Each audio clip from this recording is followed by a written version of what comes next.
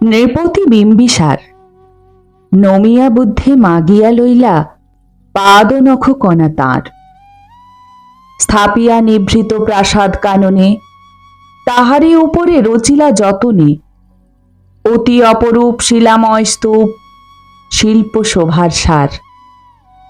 সন্ধ্যা বেলায় সূচিবাস পরি রাজবধূ রাজবালা আসিতেন ফুল সাজায়ে ডালায়। স্তূপ পদমূলে সোনার থালায় আপনার হাতে দিতেন জ্বালায়ে কনক প্রদীপ মালা। অজাত শত্রু রাজা হলো যবে পিতার আসনে আসি। পিতার ধর্ম শোনিতের স্রোতে মুছিয়া ফেলিল রাজপুরী হতে।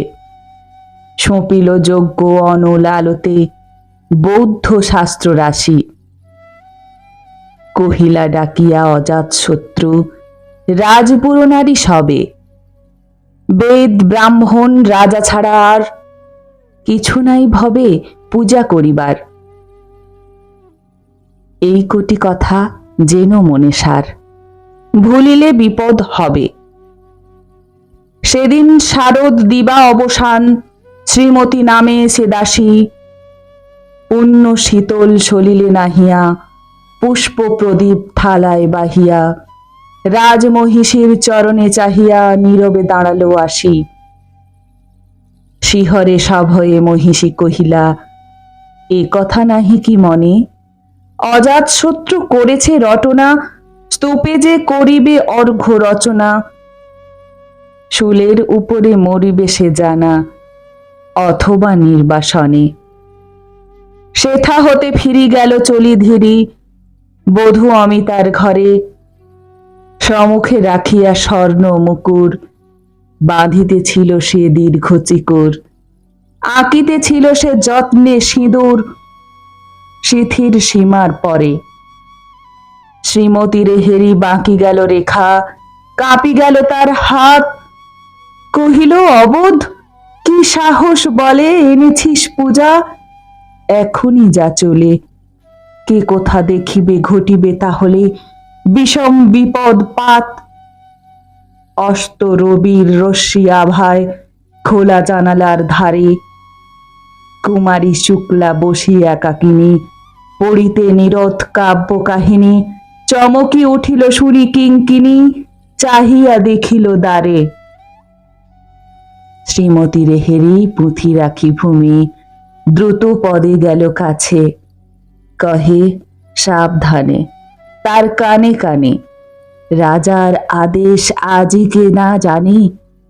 এমনই করে কি মরণের পানে ছুটিয়া চলিতে আছে।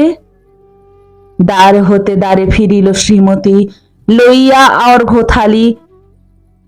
হে পুরবাসিনী সবে ডাকি কয় হয়েছে প্রভুর পূজার সময়। শুনি ঘরে ঘরে কেহ পায় ভয়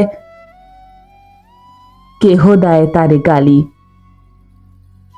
দিবসের শেষ আলোক মিলালো নগর সৌধ পরে। পথজনহীন আধারে বিলীন কলকোলাহল হয়ে এলো ক্ষীণ। আরতি ঘণ্টা ধ্বনিল প্রাচীন রাজদেবালয় ঘরে। শারদ নিশির স্বচ্ছ তিমিরে জলে অগণ্য তারা। সিংহ দুয়ারে বাজিল বিষান বন্দিরা ধরে সন্ধ্যার তান। মন্ত্রণা সভা হলো সমাধান। দাড়ি ফোকারিয়া বলে এমন সময়ে হেরিলা চমকি প্রাসাদে প্রহরী যত। রাজার বিজন কানন মাঝারে স্তূপ পদমূলে গহন আধারে। জ্বালিতেছে কেন যেন সারে সারে প্রদীপ মালার মতো।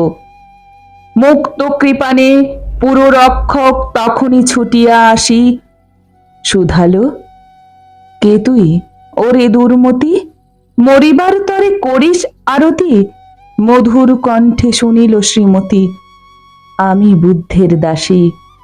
সেদিন শুভ্র পাষাণ ফলকে পড়িল রক্ত লিখা। সেদিন শারদ স্বচ্ছ নিশীথে প্রাসাদ কাননে নীরবে নিভৃতে। স্তূপ পদমূলে নিবিল চকিতে শেষ আরতির শিখা।